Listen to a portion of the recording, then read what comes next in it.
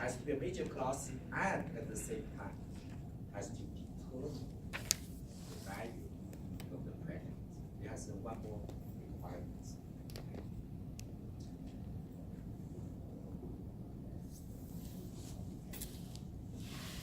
And again, the whole idea of active class testing is trying to deal with masking.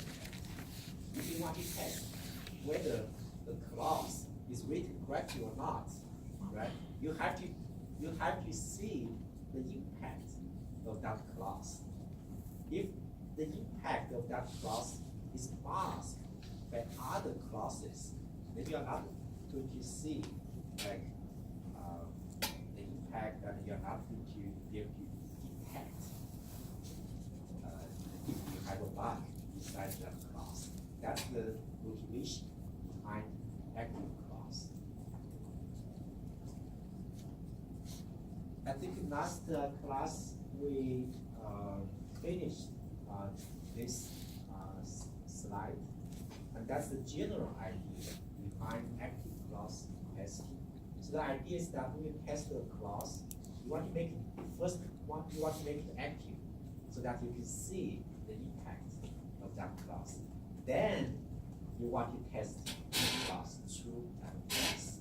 And what happens if that class is true? What happens if that class is false? So that's really the basic idea behind active class coverage. And what happens is that if you really go into the details, okay, there are 3 different versions of active class, or flavors of active class testing. Okay. The first one is called general active class coverage. Okay. So basically the same as what we discussed. It does not have any additional requirements on the minor classes, on the values of the minor classes. When you try to test the major class, true and false. What does this mean, right? So basically, I guess the idea is that if you just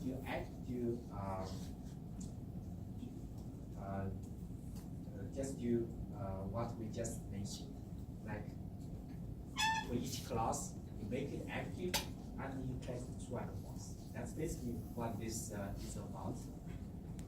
The question is that sufficient? Right? You try to test the class, make it active first, okay? Then you test true and false, okay? So the first question, because when we test the predicate, the very minimum, as you can imagine, is that you have to test the predicate true and false, right? That's kind of the minimum requirement, right? And otherwise, how do you know the predicate is written correct? You want to test what happens if the predicate is true, what happens if the predicate is false. So that is really considered to be the minimum requirement when you try to test the predicate. So the question we have here is that, does this active class coverage criteria, those we have just defined, sub-zero predicate coverage, is this stronger than predicate coverage? I guess the motivation is that if coverage criteria, okay, if it's not even stronger than predicate coverage, that is a problem. Okay? That is typically considered not acceptable in practice. Okay? So we want to ask this question: is this coverage criteria sounds like good, right? Make it active and test true and false, but does it really sub-zero predicate coverage? So what I want you to look at is an example. Let's say if we have a predicate, is A is equivalent with B.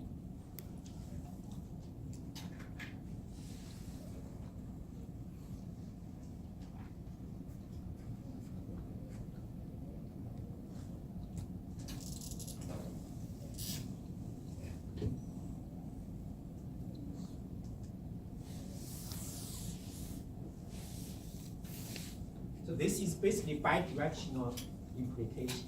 Okay. So if you understand what this operator means, you can build the truth table. Okay. So this is true, false, true, false, false. Okay.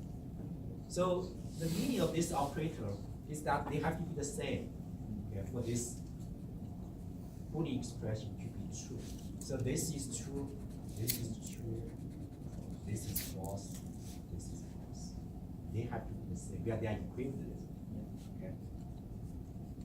So if you look at this truth table, can you find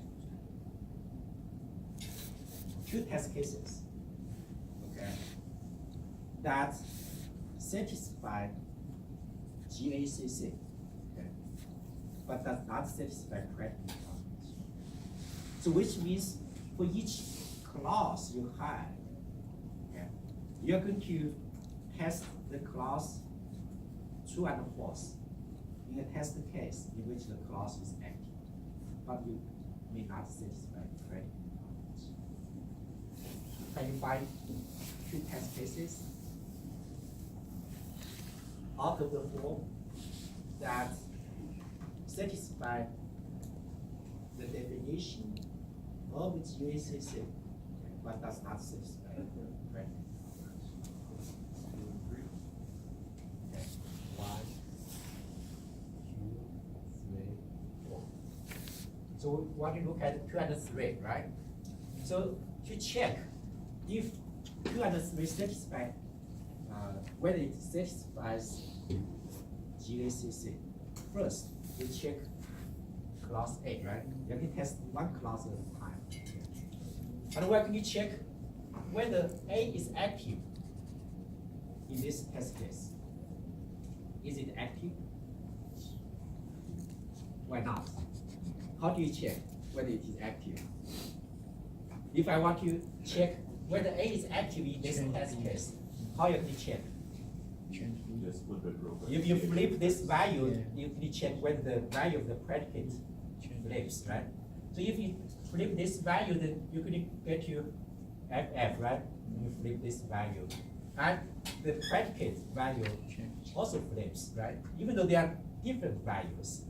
But remember the requirement for active clause, if you flip the value of the active clause, you have to flip the value of the predicate. So this is true. So A is active, right? And A is tested true. Okay, that's one case. For the second test case, is A active here? Yes. If you flip this value, you get this one, right? And the value of the predicate also flips. So A is also active, right? And A is tested true and false, right? So these two test cases do satisfy GACC, right? For class A. And we can check class B as well, right? They are kind of symmetric, as you can see. Okay, whatever we set for class A will also apply to class B, right? You can do the check. If you flip this one, you're going to get true. You're going to flip the value of the predicate. You're going to flip this one, you're going to get false. So these two test cases satisfy GACC. But do they satisfy predicate coverage? You only cover the false. So there's a problem with GACC. Okay, sounds like a good idea, but if you go into the details, that's not quite right. Okay. So I have to add additional requirements. Okay. So keep this in mind. When you do predicate testing, okay, you really want to at least achieve predicate coverage. Otherwise, it's not people do not consider it to be very meaningful in practice. Okay, just like it's kind of like when you do code coverage. Minimum, you have to test every line of code. Okay? Because whatever code you write, if you do not even execute, how do you know that code is correct? Right? So that's the point. So to fix this problem, okay, one way to fix is like we're going to just add additional requirements. We're going to see that it's the same because GACC, but it also requires the entire predicate to be true for one value of the major clause and false for the other. So basically, it's GACC plus predicate coverage. It's like kind of like a patchwork, right? Yeah, you do not satisfy predicate coverage. I'm going to add additional requirements to make sure you generate test cases. When you select test cases, you do not only satisfy GACC, but also predicate coverage. So in this case, okay, can you find a test set that satisfies CACC, correlated active class coverage? So it's basically the way for you to understand the difference is CACC is GACC plus predicate coverage. So if you want to satisfy CACC, what test cases you could choose?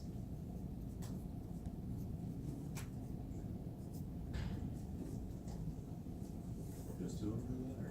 Just two of them, One or two. and you have to add another one, right? Yeah. So you could either put 1 or 4, right? So basically, for example, 2, 3, 4 would satisfy CACC. Does it make sense?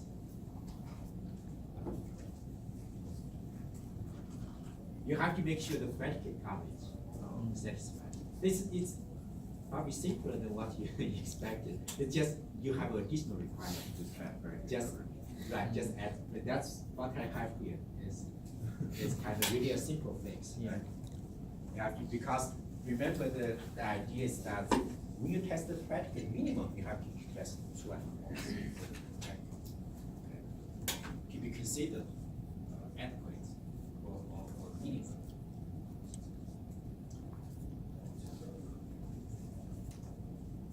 So if you have a wrong statement, I would choose the first one. You could choose the first one. So in general, okay, like we say, we choose a test set, we create a test set to satisfy any coverage criteria. The test set is not unique. You could have multiple test sets. In this case, 2, 3, 4 would work. 1, 2, 3 would also work. Okay, and even you have other choices. Okay. 1, 3, 4. You could have 1, 4, 3 would also work. 1, 4, 2 would also work. You can check. So I guess to keep in mind that typically you have many different ways to satisfy a given coverage. Yeah. Yeah, I understand like how 2, 3, and 4 work, but like how does 1, 2, and 3 work in this case? 1, 4. What, 1, 2, 3 works? 1, 2, 3. Okay, let me check. 1, 2, 3, right? So active class coverage already satisfied. You have checked, right? And now you have the only thing that was missing is the predicate was not covered for false, for true, right? Because both test cases, the predicate is false. So you just add 1 there, then you satisfy the predicate coverage. So we will look for the right-hand side only? Well, Very good. what you are looking for is that you want to make sure predicate coverage also satisfied. So in that respect, yes, you can look at the rightmost column, make sure you cover true and false.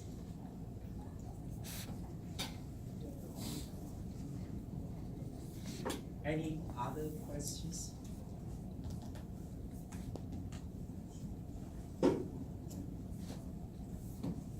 And here we have another example, okay, a little bit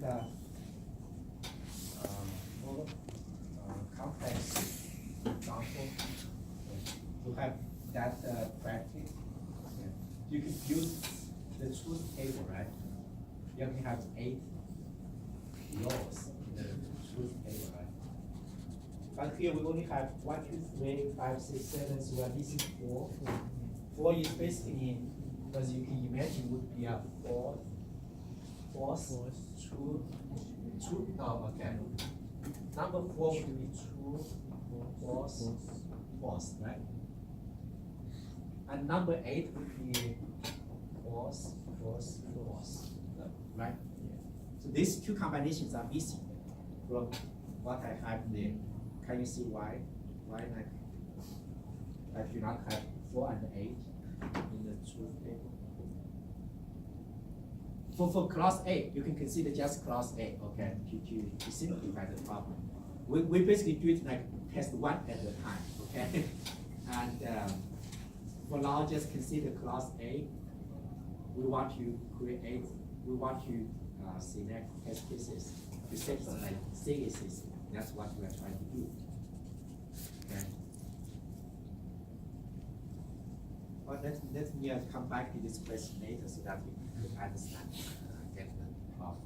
Okay, so if you want to select test cases to satisfy CACC, you could choose one from the first group and choose the other from the second group.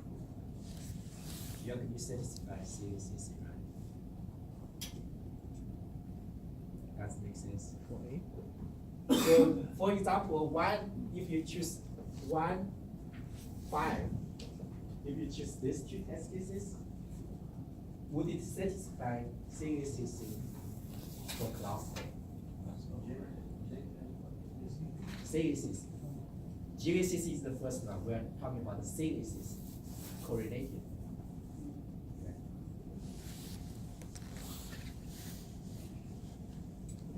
Yes. Yes, right? Because, see, Just for class A, right? just for class A. For class A, is A active in test case 1?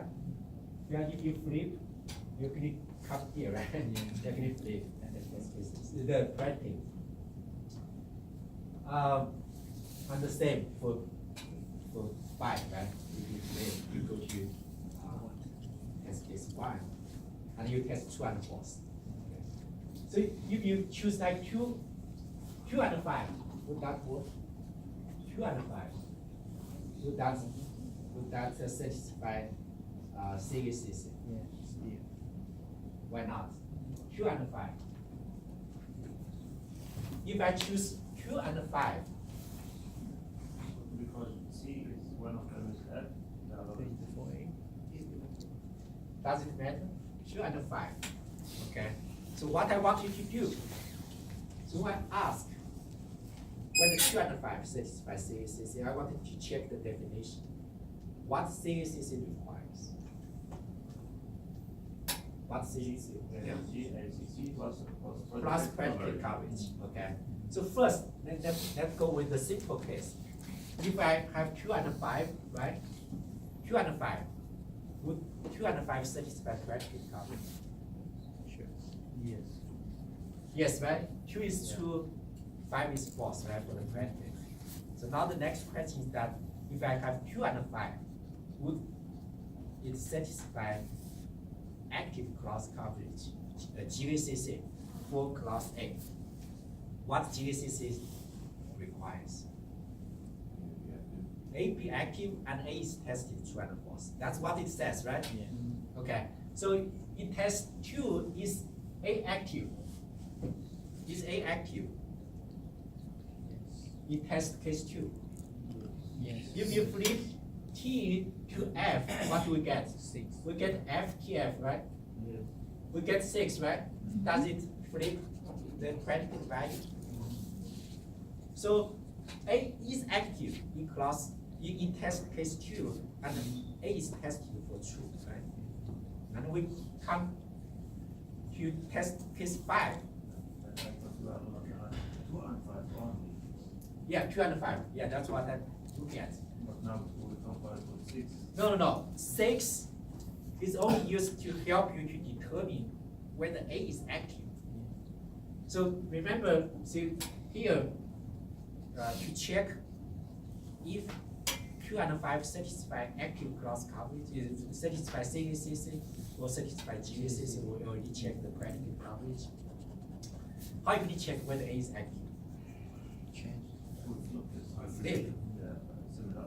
You basically, the way you check, you flip this value, you basically change this value to false, and then check whether the predicate values can flip as well. Okay. So you don't have to look at 6, okay? If like what I just said, make you confused. You just imagine in your mind is F, TF, okay? If you evaluate, you get false. So I was just using that as a way for you to check whether it is active or not. But 6 is not included in the test set. That makes sense. So we're not really looking at 6. And for test 5, we already checked, right, earlier. A is also active. A is tested for false. So 2 and 5 would also achieve CACC. So in fact, if you pick any, let's say 1, 2, 3 times 5, 6, 7. If you pick any test case from the first group and any test case from the second group, you would satisfy CACC for this example. That means how many possibilities we have? How many possible test sets we have that satisfy? 9, right? And this is a Cartesian product. Right? The 1, 5, 1, 6, 1, 7, and 2, 5, 2, 6. You can enumerate all 9 possibilities. Okay? So now I guess if you come back to my earlier question, why would you not say like 4 and 8 in the truth table? Can you see why? 4 would be true, false, false. Why would you not have this one? Predicating for. Why would you not have true, false, false in that table? Can you see why? Is A active? Is A active here? If it's true, false, false? No, always false. So if, okay, let me go step by step. If it's true, false, false, the predicate is A and B or C. The predicate would be what? False. Would be false, right? Because this is false. And it's a conjunction, right? If you flip this one, you get what? F, F, F, right? The value would be, the predicate value will also be false. Okay? So this would be a counterexample. In this test case, class A is not active, right? Actually, both test cases, if you flip this one, you go back to that one, right? And that is why when we try to create test sets to satisfy active class coverage, you cannot consider this. So these kind of test cases are out of your consideration, right? Because they are not active. Okay, A is not active in these test cases. I just want to clarify this point, which you might be confused. A class is active or not depends on the values of the minor classes, right? The other classes. Okay. So when you try to make a class active, it really means you have to assign other values to the other classes.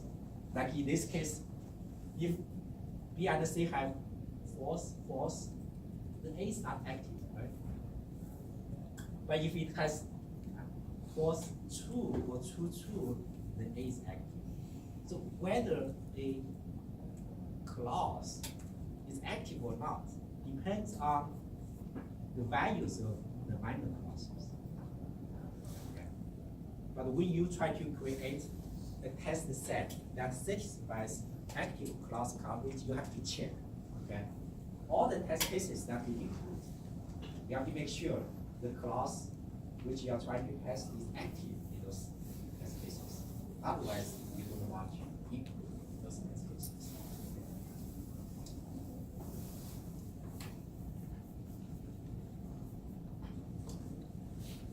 Then we have the strongest version of active class coverage called restricted active class coverage, RACC. So it has an additional requirement. It does not require predicate coverage explicitly, but it has an additional requirement. It requires the minor clauses to have the same values in the major clauses, values to true and false. So the same example here, okay? We can look at some examples. Example test sets here. So this, the first one, 1 and 5 would satisfy RACC. What happens is that if you look at the class A, the class A is tested true and false, right? In these two test cases, and the minor clauses have to have the same values. The same here, 2 and 6, the minor clauses have to have the same values. 3 and 7, the minor clauses have to have the same values. I want to give you a counter example that would not satisfy RACC.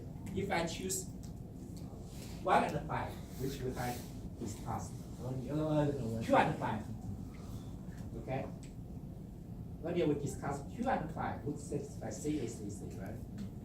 2 and 5. However, 2 and 5 do not satisfy RACC, restricted active class coverage. Why?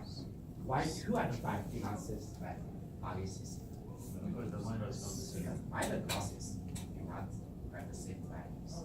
I hope you can see the difference, okay, between the two coverage criteria. Then my question is this. As I mentioned earlier, predicate coverage is the minimum. Any coverage that you really want to be meaningful for predicate testing, you have to be as strong as predicate coverage. Okay? So would RACC subsume or be stronger than predicate coverage? Again, like here, as you can see, we do not explicitly require, not like unlike CACC, right? CACC you explicitly require predicate coverage. Now we do not have that explicit requirement. Then the question becomes whether RACC subsumes, right?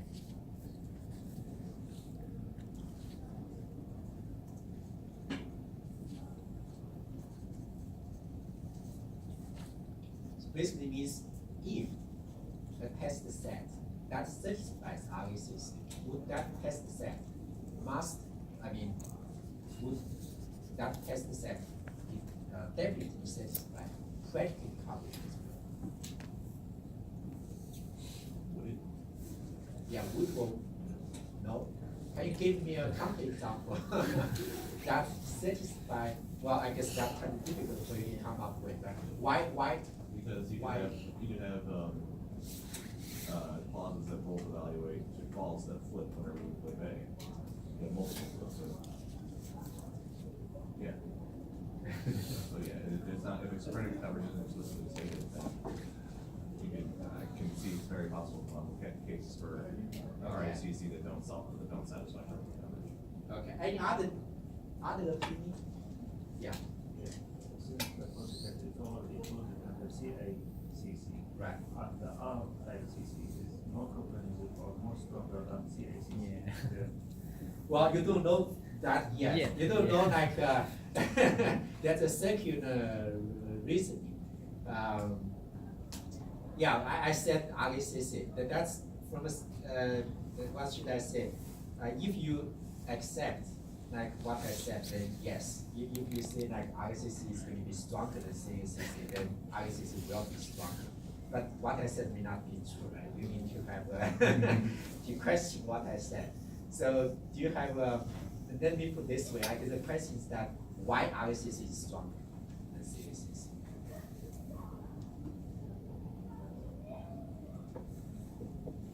I see that the RICC includes CNCC.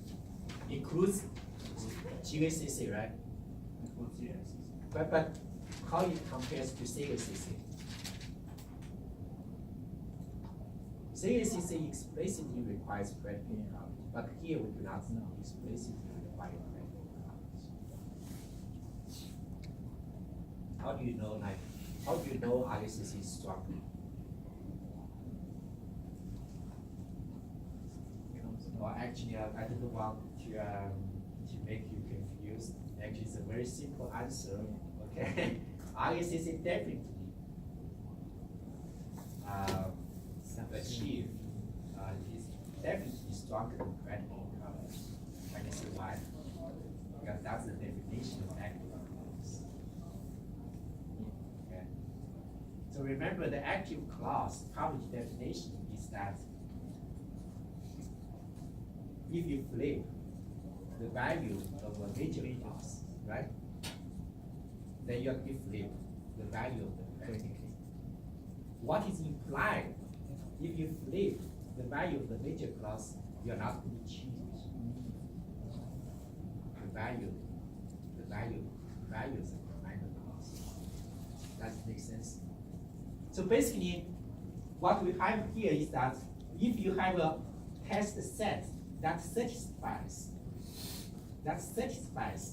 RACC, right? Satisfies RACC. It means the minor clauses, as you can see here, they have the same value, right? So it's basically like you are flipping the value of the major clause from true to false, or false to true. It's guaranteed the predicate will flip as well. Will cover true and false, right? Yes. Otherwise, it's not active. Does it make sense? So if you have a test set that satisfies RACC, it means the clause is covered true and false, and the rest of the clauses have the same value. That is basically you are trying to flip, right? The value of the major clause. By definition, and because you satisfy active clause coverage, you know the this clause must be active. Right? That's what we mentioned. Otherwise, it's not. You're not satisfied. If a test set satisfies RACC, the predicate must be covered true and false. Okay. Does it make sense? Because the minor clauses are the same, it means basically you're flipping this value. And the predicate value has to be flipped.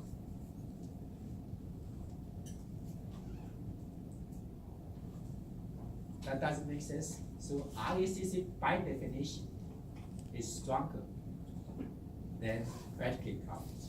That's the definition of active clause. If you flip the active clause, the value of active clause, you will definitely flip. Okay? The value of the predicate.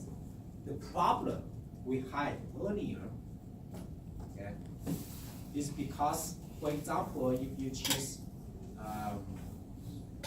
like, you still have it here, I don't have it here. The reason why GACC does not subsume predicate coverage is because we choose test cases in which the minor clause have given values. If you recall, that it's an important point for you to understand. So I think I'll read you the example here. Okay. You remember this example we have seen.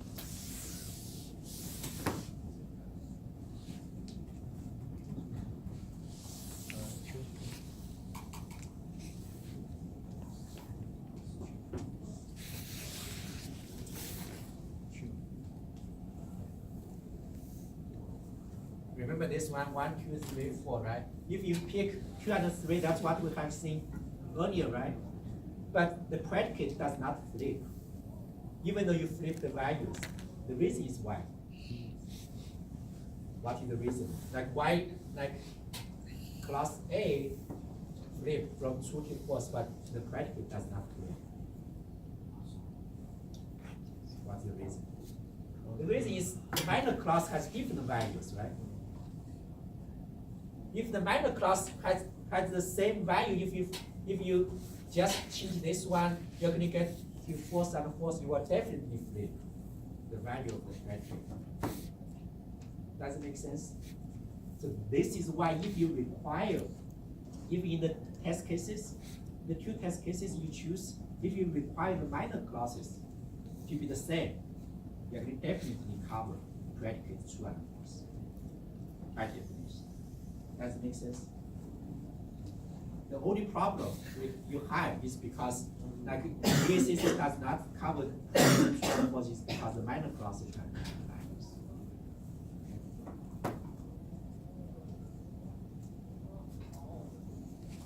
Like yes. I hope you're going to get clear, we work on the homework assignments, okay? Which I'm not going to give you more assignments until after midterm, so that we can prepare. But you will get homework